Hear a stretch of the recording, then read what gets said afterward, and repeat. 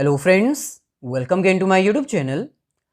आज की इस वीडियो में हम डिस्कस करेंगे accounting for not for profit organisation के फोर्थ पार्ट के बारे में। अब तक जितनी भी वीडियोस अपलोड की गई हैं अकाउंट्स, इकोनॉमिक्स या बिजनेस स्टडीज के रिगार्डिंग, उन सभी वीडियोस का लिंक डिस्क्रिप्शन में गिवन है, आप जाकर देख सकते हैं। Accounting for not for profit organisation के फोर्थ पार्ट में आज हम डिस्कस करेंगे फंड बेस्ड अकाउंटिंग के बारे में। जैसे कि आप सबको पता है, नॉन प्रॉफिट ऑर्गेनाइजेशंस कुछ ऐसी ऑर्गेनाइजेशंस होती हैं जो प्रॉफिट अर्न करने के लिए एग्जिस्ट नहीं करती। इनका मेन ऑब्जेक्टिव क्या होता है? सोशल सर्विसेज प्रोवाइड करना फॉर सोशल वेलफेयर। लेकिन ये जितनी भी सोशल एक्टिविटीज परफॉर्म करती हैं, उन सभी को परफॉर्म करने के लिए इनके पास एक सोर्स ऑफ इनकम तो होना चाहिए। क्योंकि अगर सोर्स ऑफ इनकम नहीं होगा, कोई फाइनेंशियल सोर्स इनके पास नहीं होगा, तो ये सोशल एक्टिविटीज परफॉर्म नहीं कर पाएंगे। इसका मतलब चाहे एक ऑर्गेनाइजेशन प्रॉफिट अर्न करने के लिए एग्जिस्ट नहीं करती, लेकिन फिर भी उनको फाइनेंस तो चाहिए अपनी सोशल एक्टिविटीज को परफॉर्म करने के लिए। और एक नॉन प्रॉफिट ऑर्गेनाइजेशन के लिए मेन सोर्स ऑफ इनकम क्या होगा? मेंबरशिप फीस या फिर सब्सक्रिप्शन फीस, एंट्रेंस फीस या फिर एडमिशन फीस, डोनेशन या फिर फंड्स। ये सारी ही एक नॉन प्रॉफिट ऑर्गेनाइजेशन की मेजर सोर्स ऑफ इनकम्स है। इन सभी में से सबसे ज्यादा इंपॉर्टेंट है फंड्स। आज हम उन्हीं की बात करेंगे फंड बेस्ड अकाउंटिंग की हेल्प से।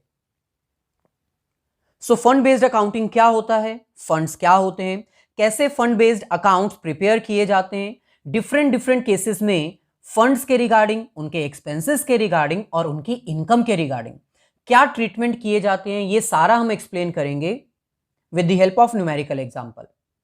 लेकिन स्टार्ट करने से पहले आप सभी से रिक्वेस्ट है कि अगर आप फर्स्ट टाइम हमारे चैनल पर आए तो चैनल को सब्सक्राइब करके बेल आइकन को क्लिक करके ऑल नोटिफिकेशंस के ऊपर क्लिक कर दीजिए, ताकि फ्यूचर में अगर हम कोई भी वीडियो अपलोड करते हैं अकाउंट्स, इकोनॉमिक्स या बिजनेस स्टडीज के रिगार्डिंग, तो उसका लिंक तुरंत आपको मिल जाए।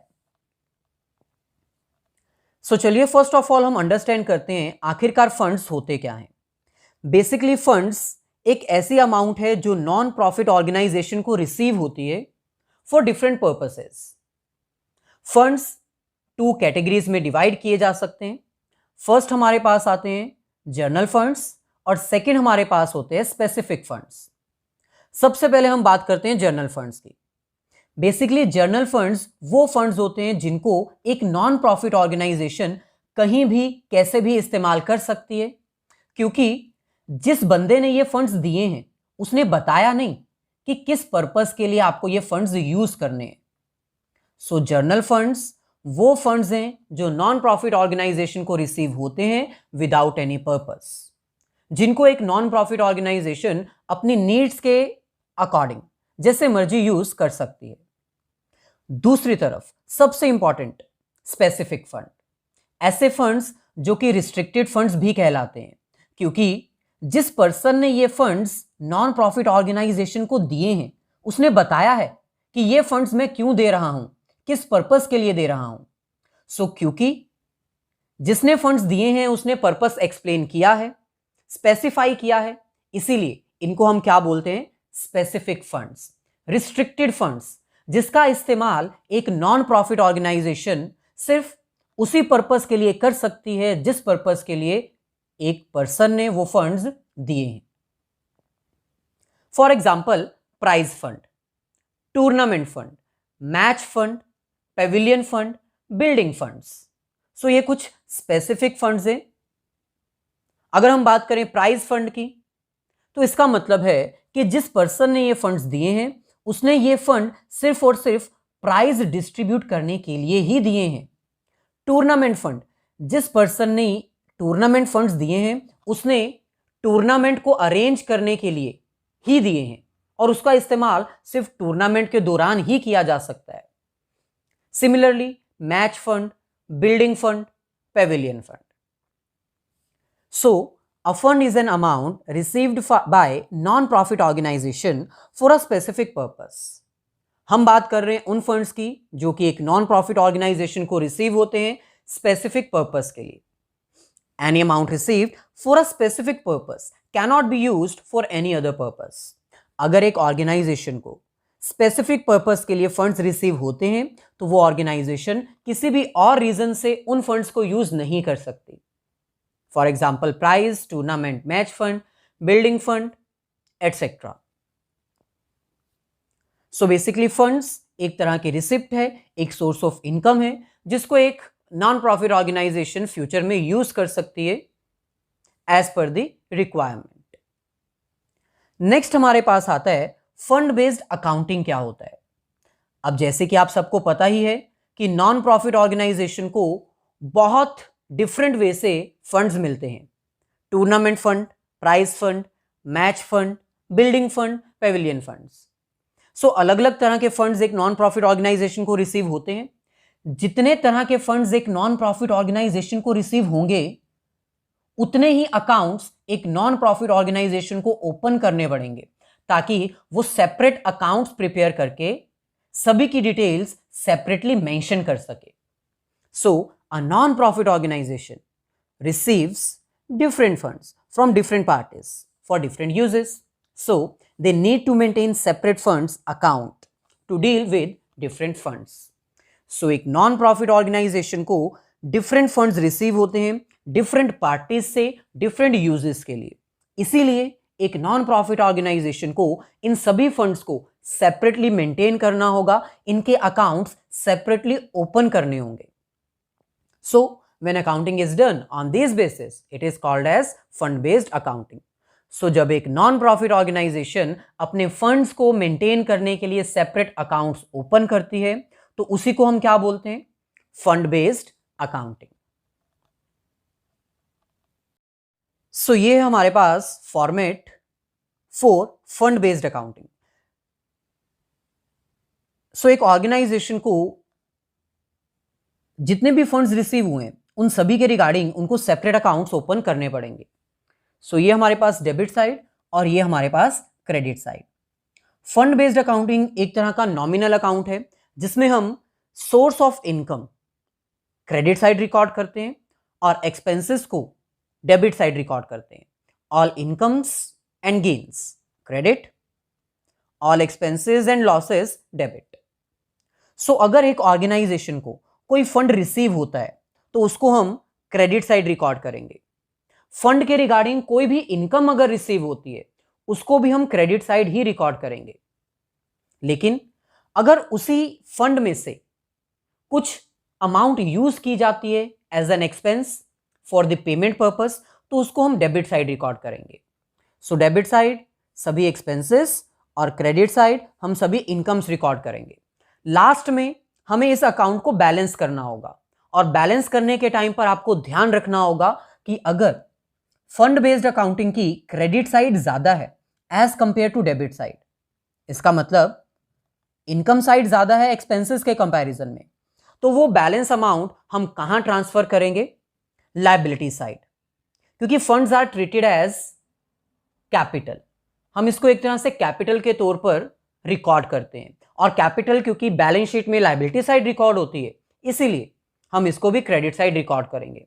लेकिन अगर एक्सपेंसेस ज्यादा हैं, डेबिट साइड ज्यादा है as compare to credit side, in that case हम डेबिट साइड को बैलेंस शीट में कहीं रिकॉर्ड नहीं करेंगे क्योंकि ये हमारे लिए एक्सपेंसेस हैं और एक्सपेंसेस को हम इनकम और एक्सपेंडिचर में रिकॉर्ड करते हैं। सो ये पॉइंट आपको याद रखना होगा। अगर इनकम साइड ज्यादा है तो हम उसको इनकम साइड रिकॉर्ड नहीं करेंगे, हम उसको बैलेंस शीट में लायबिलिटी साइड रिकॉर्ड करेंगे क्योंकि कैपिटल के तौर पर हम इसको रिकॉर्ड करते हैं।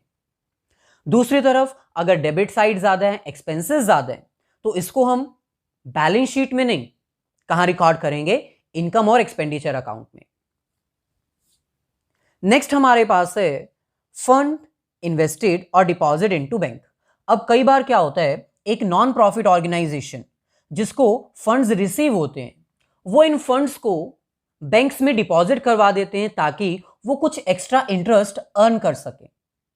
फॉर एग्जांपल एक बिजनेस को 1 अप्रैल 2019 में टूर्नामेंट फंड्स रिसीव हुए। अब अभी उन्होंने टूर्नामेंट नहीं करवाना, टूर्नामेंट नहीं करवाएंगे तो वो फंड बिजनेस में वेस्ट पड़ा रहेगा, इसीलिए वो उस फंड को चाहें तो कहीं पर इन्वेस्ट कर सकते हैं। So that is called as funds invested और डिपॉजिट इनटू बैंक। लेकिन आपको यह पता होना चाहिए कि अगर एक नॉन प्रॉफिट ऑर्गेनाइजेशन अपने फंड्स को बैंक में डिपॉजिट करवा देती है या फिर कहीं इन्वेस्ट कर देती है तो उनसे इन्वेस्टमेंट कम नहीं हो जाती, उनके पास जो फंड्स हैं वो कम नहीं हो जाते, फंड्स उनके पास रहेंगे in the form of investment. Investment करना एक तरह से एसेट होती है, इसलिए हम इसको एसेट साइड शो करेंगे। So any amount received by non profit organisation can be deposit into bank. अगर एक नॉन प्रॉफिट ऑर्गेनाइजेशन को कोई भी अमाउंट रिसीव होती है एज अ फंड्स तो वो इसको डिपॉजिट करवा सकते हैं। Depositing into bank does not decreases the amount of funds. अगर कोई अमाउंट एज अ फंड वो अपने बैंक में डिपॉजिट करवा भी देते हैं तो इससे उनकी फंड की अमाउंट डिक्रीज नहीं हो जाती बल्कि उनकी इन्वेस्टमेंट इंक्रीज हो जाती है, एसेट साइड इंक्रीज हो जाती है। सो चलिए अब इन सभी कॉन्सेप्ट्स को डिटेल में अंडरस्टैंड करने के लिए कुछ न्यूमेरिकल क्वेश्चंस सॉल्व करते हैं। डिफरेंट केसेस में फंड्स का क्या ट्रीटमेंट किया जाता है ये आपको शो करते हैं। लेकिन अगर वीडियो अच्छी लगी है तो प्लीज इसको लाइक कर दीजिए और अभी तुरंत अपने सभी फ्रेंड्स के साथ इसको शेयर कर दीजिए ताकि कुछ बेनिफिट आपका आपके फ्रेंड्स का हो जाए और कुछ बेनिफिट मेरा भी हो जाए। सो चलिए ये है हमारे पास एक प्रैक्टिकल क्वेश्चन जिसमें सबसे पहले हमें फंड बेस्ड अकाउंटिंग में एक अकाउंट प्रिपेयर करना है, डेबिट और क्रेडिट बैलेंस फाइंड आउट करना है। सो अभी जो आपको फॉर्मेट हमने शो किया था उसी के अकॉर्डिंग आपको ये क्वेश्चन सॉल्व करना है। Debit side all expenses and credit side all incomes as well as opening balance. अगर हमें कोई ओपनिंग बैलेंस ऑलरेडी दे रखा है यानी अगर हमारे पास फंड्स बिगिनिंग से ही अवेलेबल हैं तो उसको भी हम क्रेडिट साइड ही रिकॉर्ड करेंगे। सो क्वेश्चन में हमें कह रहे हैं prize fund has balance of ₹1 lakh. So business के पास, ऑर्गेनाइजेशन के पास ऑलरेडी ओपनिंग बैलेंस अवेलेबल है, प्राइज फंड। सो यहां पर हम मेंशन करेंगे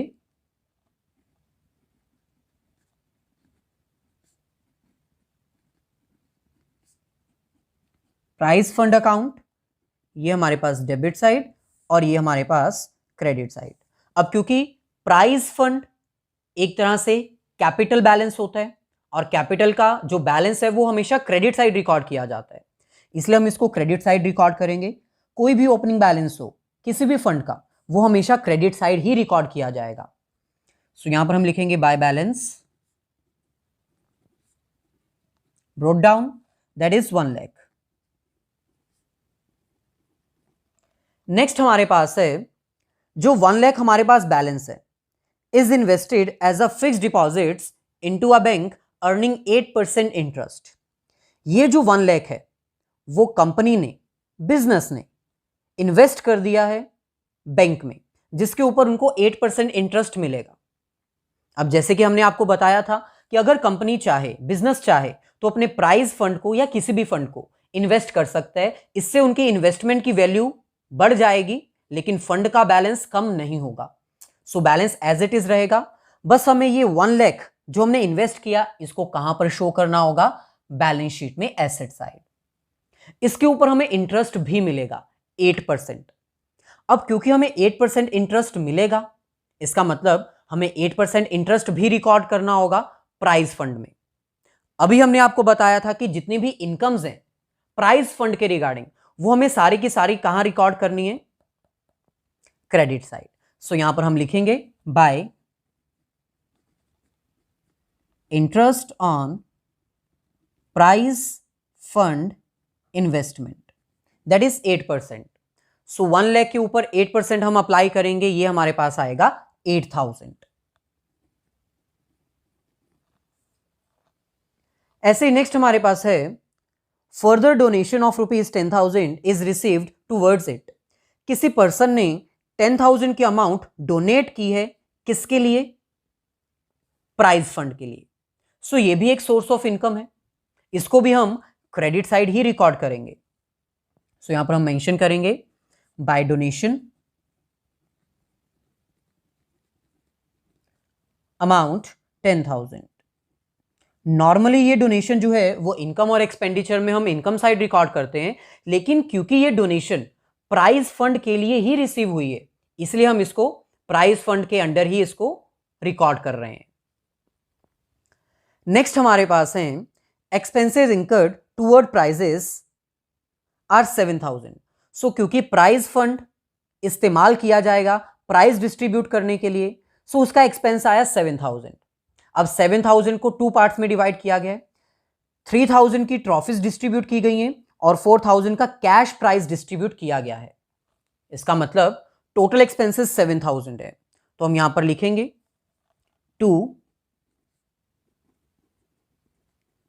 prize distribution expenses that is 7,000।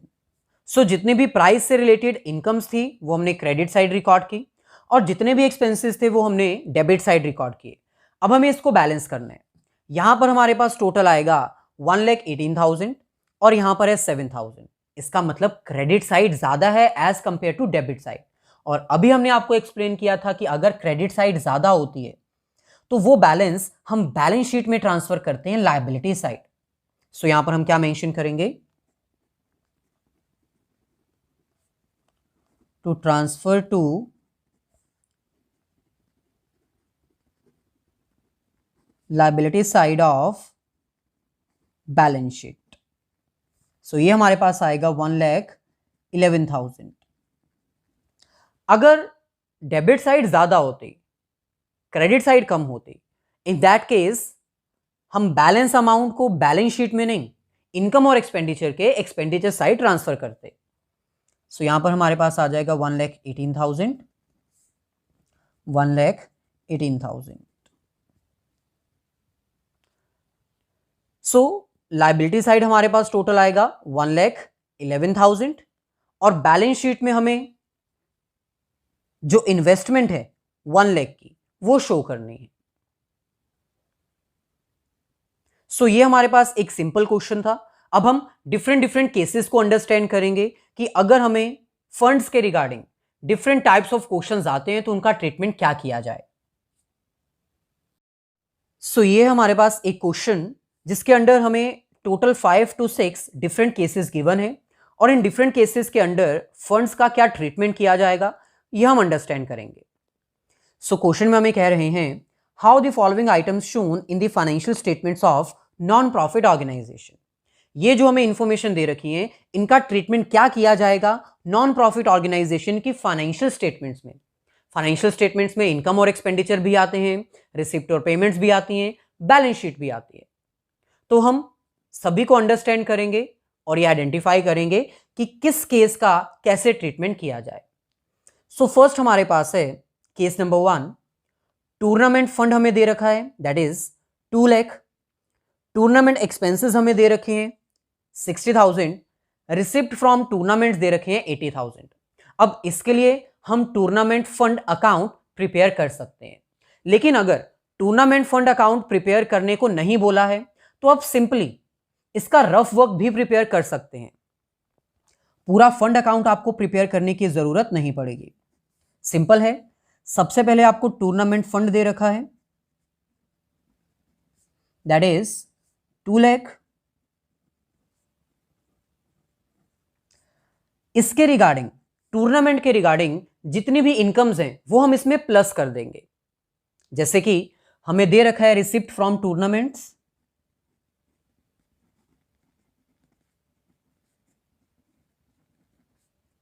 That is 80,000। सो ये हम इसमें प्लस कर देंगे और टूर्नामेंट एक्सपेंसेस वो हम माइनस कर देंगे। सो जो भी इनकम्स हैं वो प्लस कर दो, जो भी एक्सपेंसेस हैं वो माइनस कर दो। ऐसे करने से आपको सेपरेटली फंड अकाउंट प्रिपेयर करने की जरूरत नहीं पड़ेगी। लेकिन अगर एग्जाम में आपको स्पेसिफिकली बोला गया है कि फंड अकाउंट आपने प्रिपेयर करना है तो ये रफ वर्क कोई भी मार्क्स आपके लिए नहीं लेकर आएगा, आपको अकाउंट ही प्रिपेयर करना होगा। लेकिन अगर अकाउंट के बारे में नहीं बोला गया तो आप रफ वर्क कर सकते हो। इनकम्स आपने प्लस कर देनी है, एक्सपेंसेस माइनस कर देनी है। सो 2 लाख प्लस 80,000 माइनस 60,000, ये हमारे पास आ जाएगा 2,20,000। सो ऑब्वियसली ये हमारे पास पॉजिटिव बैलेंस है। अब क्योंकि ये पॉजिटिव बैलेंस है इसलिए हम इसको कहां रिकॉर्ड करेंगे? बैलेंस शीट में, लायबिलिटी साइड। अगर आप चाहें तो इसका फंड अकाउंट भी प्रिपेयर कर सकते हैं। फंड अकाउंट प्रिपेयर करने के टाइम पर यह आपका क्रेडिट साइड रिकॉर्ड किया जाएगा, क्योंकि टूर्नामेंट फंड है।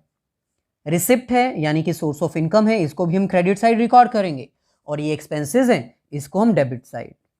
सो credit credit plus debit minus balance amount आपकी आएगी पॉजिटिव 2,20,000, जो कि बैलेंस शीट में लायबिलिटी साइड रिकॉर्ड की जाएगी। सो फर्स्ट केस बहुत ही सिंपल है। अगर आपको टूर्नामेंट फंड दे रखा है या फिर कोई भी फंड दे रखा है, उसमें आपने इनकम्स प्लस कर देनी है, एक्सपेंसेस माइनस कर देने हैं। बैलेंस अमाउंट अगर पॉजिटिव है तो बैलेंस शीट में लायबिलिटी साइड, अगर नेगेटिव है तो इनकम और एक्सपेंडिचर में एक्सपेंसेस साइड। सेकेंड केस, जिसमें हमें कोई ज्यादा इंफॉर्मेशन नहीं दे रखी, बस इतना बोला है बिलियर्ड मैच एक्सपेंसेस ₹25,000। अब यहां पर आपको ध्यान रखना होगा कि हमें किसी भी तरह का मैच फंड नहीं दे रखा। अगर आपको फंड नहीं दे रखा लेकिन उसके रिगार्डिंग आपको एक्सपेंसेस दे रखे हैं, तो नॉर्मली आप एक्सपेंसेस को इनकम और एक्सपेंडिचर में एक्सपेंसेस साइड रिकॉर्ड करते हैं। सो सिंपल है, अगर आपको मैच फंड नहीं दिया लेकिन उसके रिगार्डिंग एक्सपेंसेस दे रखे हैं, तो आपको ये एडजस्टमेंट तो कर नहीं सकते। प्लस माइनस करने के लिए आपके पास कुछ भी नहीं है, आप अकाउंट प्रिपेयर नहीं कर सकते क्योंकि आपके पास फंड ही नहीं है। तो इसका मतलब इन एक्सपेंसेस को हम डायरेक्टली इनकम और एक्सपेंडिचर के एक्सपेंसेस साइड रिकॉर्ड कर सकते हैं। सो ये एक इंपॉर्टेंट पॉइंट है। अगर कोई फंड आपको नहीं दे रखा लेकिन उसके रिगार्डिंग एक्सपेंसेस दे रखे हैं, तो एक्सपेंसेस को आप डायरेक्टली इनकम और एक्सपेंडिचर में एक्सपेंसेस साइड रिकॉर्ड कर सकते हैं। Case number third, receipt from cinema show tickets ₹50,000 and expenses on cinema show 15,000। अब ये भी एक ऐसा केस है जिसमें आपको कोई भी फंड नहीं दे रखा, कोई सिनेमा फंड आपके पास नहीं है, कोई टिकट फंड आपके पास नहीं है, सिंपली आपको इनकम और एक्सपेंसेस दे रखा है। सो जो कंडीशन हमने यहां पर अप्लाई की थी, सेम कंडीशन इस केस के अंदर भी हमें अप्लाई करनी है। यानी अगर हमें फंड नहीं दे रखा तो हम इनकम को इनकम और एक्सपेंडिचर में इनकम साइड रिकॉर्ड करेंगे, और जो एक्सपेंसेस हैं उनको हम इनकम और एक्सपेंडिचर में ही एक्सपेंसेस साइड रिकॉर्ड करेंगे। क्योंकि सिंपल है, अगर हमारे पास फंड दे ही नहीं रखा तो हम फंड अकाउंट प्रिपेयर नहीं कर सकते, कुछ प्लस माइनस नहीं कर सकते। इसीलिए अगर फंड नहीं है तो इनकम्स को इनकम साइड, एक्सपेंसेस को एक्सपेंसेस साइड। लेकिन अगर फंड दे रखा है तो आप फंड अकाउंट प्रिपेयर कर सकते हैं, या फिर जैसे अभी हमने आपको बताया, आप रफ वर्क भी प्रिपेयर कर सकते हैं। केस नंबर 4, जिसमें हमें फंड दे रखा है, फंड के रिगार्डिंग एक्सपेंसेस, इन्वेस्टमेंट, इनकम्स सब कुछ दे रखा है। इसका मतलब यहां पर हमें प्रॉपरली रफ वर्क प्रिपेयर करना होगा और आइडेंटिफाई करना होगा कि पॉजिटिव बैलेंस है या नेगेटिव बैलेंस। सो क्वेश्चन में हमें कह रहे हैं प्राइज फंड 1 लाख। सो यहां पर हम इसको प्रिपेयर कर सकते हैं। केस नंबर 4,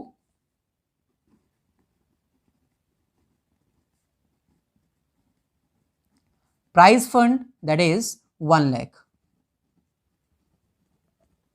नेक्स्ट हमें कह रहे हैं interest on prize fund investment, यानी हमने इस प्राइज फंड को कहीं ना कहीं इन्वेस्ट किया है, इसीलिए हमें उसके ऊपर इंटरेस्ट मिल रहा है। कितना इंटरेस्ट मिल रहा है? 10,000। यहां पर हमें इंटरेस्ट रेट नहीं दिया 10%, 8%, 5%, सीधा यह बता दिया कि हमें 10,000 इंटरेस्ट जो है वो मिल रहा है। तो ये भी एक इनकम है जो कि प्राइज फंड से ही हमें अर्न हुई है। इनकम्स को हम ऐड करते हैं तो हम यहां पर लिखेंगे इंटरेस्ट ऑन प्राइज फंड। अब अगर हमारे पास प्राइज फंड नहीं होता तो हम इस इनकम को इनकम और एक्सपेंडिचर में इनकम साइड रिकॉर्ड करते, लेकिन क्योंकि हमें फंड दे रखा है इसलिए हमें इसका ट्रीटमेंट यहीं पर करना होगा, दैट इज 10,000। नेक्स्ट हमारे पास है प्राइज अवॉर्डेड ₹20,000, यानी 20,000 का हमने प्राइज अवॉर्ड कर दिया हमारे एक्सपेंसेस हो गए तो इसको हमें माइनस करना होगा।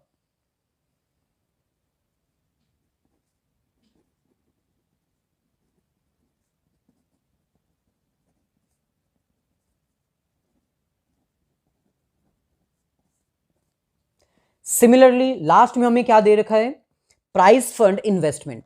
अब क्योंकि ये इन्वेस्टमेंट है, ये इनकम नहीं है, ये इन्वेस्टमेंट है। इन्वेस्टमेंट को हम एसेट साइड रिकॉर्ड करते हैं बैलेंस शीट में, सो इसको हम बैलेंस शीट में एसेट साइड ही रिकॉर्ड करेंगे। सो फाइनली इसको हमें बैलेंस करना है, 1 लाख प्लस 10,000 माइनस 20,000। सो ये हमारे पास आ जाएगा 90,000। सो ये 90,000 क्योंकि पॉजिटिव बैलेंस है इसलिए हम इसको बैलेंस शीट में लायबिलिटी साइड रिकॉर्ड करेंगे, और जो 80,000 की इन्वेस्टमेंट है उसको हम बैलेंस शीट में एसेट साइड रिकॉर्ड करेंगे।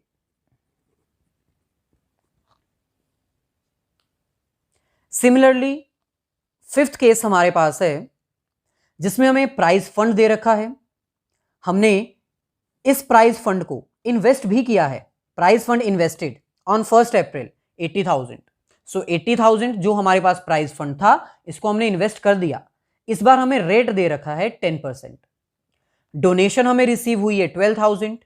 प्राइज फंड को हमने यूज किया है प्राइज डिस्ट्रीब्यूट करने के लिए 14,000। इंटरेस्ट हमें रिसीव हुआ है 4,000।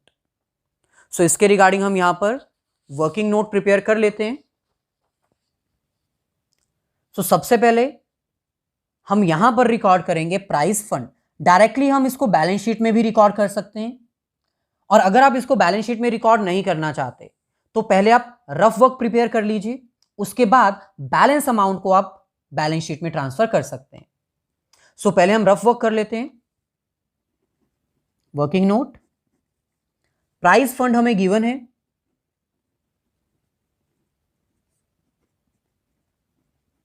That is 80,000,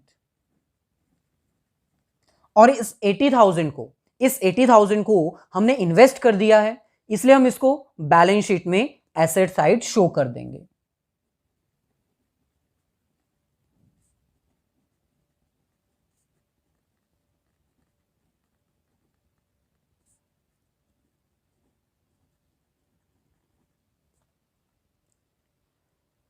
so price fund में जितने भी सोर्स ऑफ इनकम्स हैं वो हमें प्लस करने हैं, और जितने भी एक्सपेंसेस है वो हमें माइनस करने हैं। सो क्वेश्चन में हमें सबसे पहले दे रखा है 10% प्राइस फंड इन्वेस्टमेंट, यानी हमने ये जो 80,000 इन्वेस्ट किया है उसके ऊपर हमें 10% इंटरेस्ट मिलेगा। सो 80,000 का अगर हम 10% करते हैं तो अमाउंट आएगी 8,000, लेकिन हमें रिसीव कितनी हो रही है, interest received on price fund is just 4,000, यानी 4,000 हमें अभी और रिसीव होगा, वो हुआ नहीं है। तो टोटल अमाउंट कितनी बन जाएगी, 8,000। सो यहां पर हम प्लस कर देंगे क्योंकि ये हमारी एक सोर्स ऑफ इनकम है, प्राइस फंड से रिलेटेड है, इसलिए हम इसको प्राइस फंड में ऐड कर रहे हैं, इनकम और एक्सपेंडिचर में नहीं। सो यहां पर हम लिखेंगे इंटरेस्ट रिसीव्ड दैट इज 4,000, और जो हमें रिसीव नहीं हुआ वो भी तो हमारी सोर्स ऑफ इनकम है ना, इसलिए हम उसको यहां पर ऐड करेंगे। Accrued interest that is 4,000। अब आपको यह भी पता होना चाहिए एक्रूड मतलब वो इंटरेस्ट जो हमें अभी तक मिला नहीं है लेकिन फ्यूचर में तो मिलेगा ना। इट मींस ये हमारी एक तरह से इन्वेस्टमेंट है और इसको हमें एसेट साइड भी शो करना पड़ेगा। एक्रूड इंटरेस्ट सिर्फ वो अमाउंट जो हमें रिसीव नहीं हुई है, 4,000। ऐसे ही नेक्स्ट इंफॉर्मेशन जो हमें गिवन है that is donation for prize fund 12,000। Donation एक तरह से सोर्स ऑफ इनकम है, हम इसको प्लस कर देंगे। सो यहां पर लिखेंगे डोनेशन दैट इज 12,000, और लास्ट हमें गिवन है प्राइस अवॉर्डेड, मतलब 14,000 हमने यूज किया है अपने प्राइज फंड में से प्राइजेस को डिस्ट्रीब्यूट करने के लिए। सो यहां से हम माइनस कर देंगे।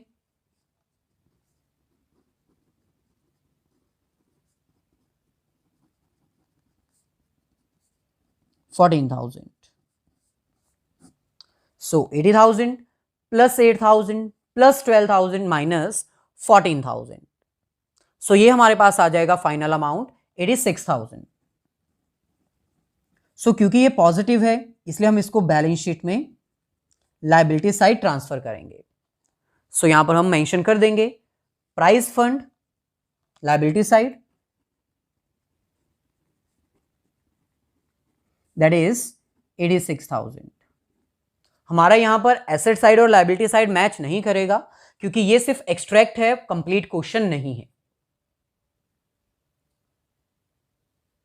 सो ये हमारे पास थे टोटल 5 केसेस।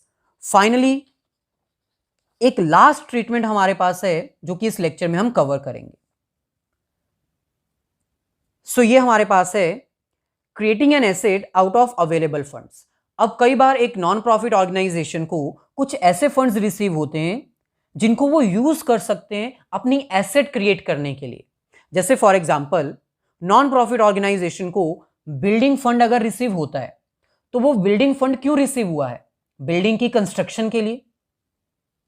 और अगर वो ऑर्गेनाइजेशन नॉन प्रॉफिट ऑर्गेनाइजेशन उस फंड को यूज कर लेती है बिल्डिंग क्रिएट करने के लिए, देन इसका ट्रीटमेंट क्या किया जाएगा, वो भी एक इंपॉर्टेंट क्वेश्चन है। So funds can also be used by the non profit organisation for creating an asset. For example fund received for construction of building can be used for the construction of building. For example अगर एक organisation को building की construction के लिए funds receive होते हैं और वो उस फंड को यूज कर भी लेती है तो इसका क्या ट्रीटमेंट किया जाएगा? इसको अंडरस्टैंड करने के लिए ये हमारे पास एक लास्ट केस है, क्वेश्चन नंबर 6। क्वेश्चन नंबर 6 में हमें कह रहे हैं कि कंपनी को, ऑर्गेनाइजेशन को पेविलियन फंड रिसीव हुए हैं 8 लाख। अब क्योंकि ये फंड है इसको हम बैलेंस शीट में कहां रिकॉर्ड करेंगे? लायबिलिटी साइड, या फिर हम इसका एक सेपरेट वर्किंग नोट प्रिपेयर कर लेंगे। सो पहले हम वर्किंग नोट प्रिपेयर कर लेते हैं, उसके बाद हम इसका ट्रीटमेंट कर देंगे। सो यहां पर हम लिखेंगे पेविलियन फंड।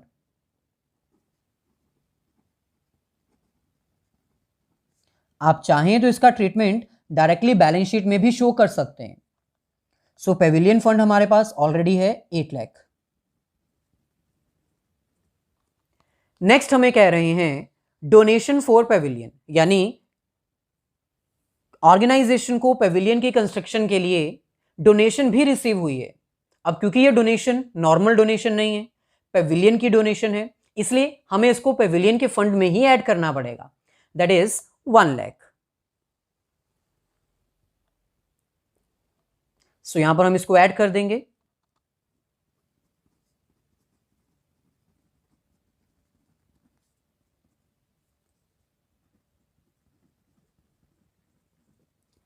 नेक्स्ट हमारे पास है कैपिटल फंड। अब कैपिटल फंड मतलब बिजनेस की कैपिटल, जो कि ऑब्वियसली लायबिलिटी साइड ही शो की जाती है। सो यहां पर हम लिखेंगे capital fund, that is 2 lakh. It's 20 lakh. So यहां पर हम 20 लाख मेंशन कर देंगे।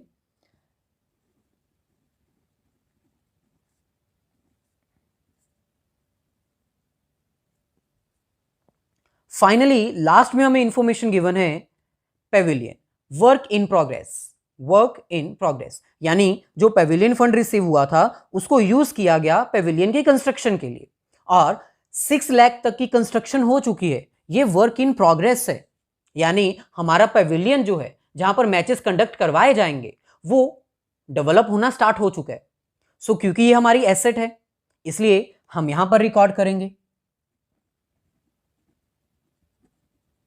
Pavilion work in progress, that is 6 lakh. अब क्योंकि ये 6 लाख जो कंस्ट्रक्शन वर्क है वो पैसा यूज कहां से किया गया है? फंड में से, तो इसलिए हम यहां से इसको माइनस कर देंगे। लेकिन आपको यह पता होना चाहिए कि जब हम अपनी कैपिटल को यूज करते हैं, अपने फंड्स को यूज करते हैं कोई एसेट क्रिएट करने के लिए, तो उससे हमारी एसेट तो इंक्रीज होती है लेकिन कैपिटल भी इंक्रीज होती है।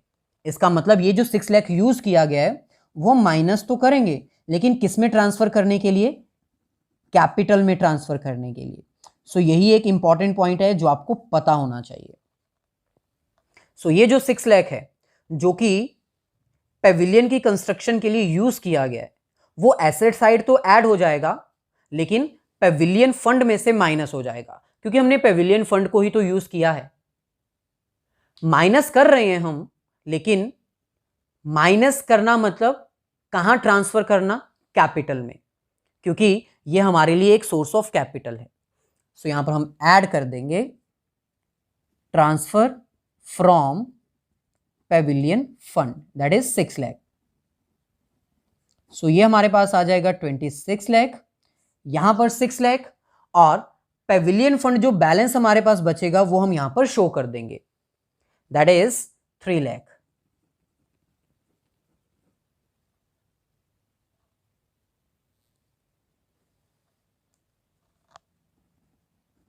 सो ये था इंपॉर्टेंट पॉइंट जिसमें आपको ये याद रखना होगा कि अगर कोई नॉन प्रॉफिट ऑर्गेनाइजेशन अपने फंड्स को यूज करके कोई एसेट क्रिएट करती है तो उसके टोटल 3 ट्रीटमेंट्स आपको करने होंगे।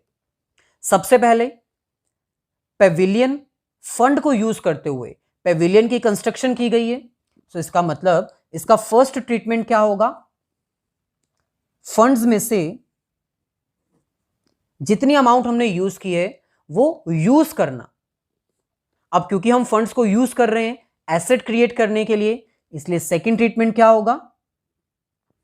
एसेट क्रिएट करना। और थर्ड ट्रीटमेंट क्या होगा?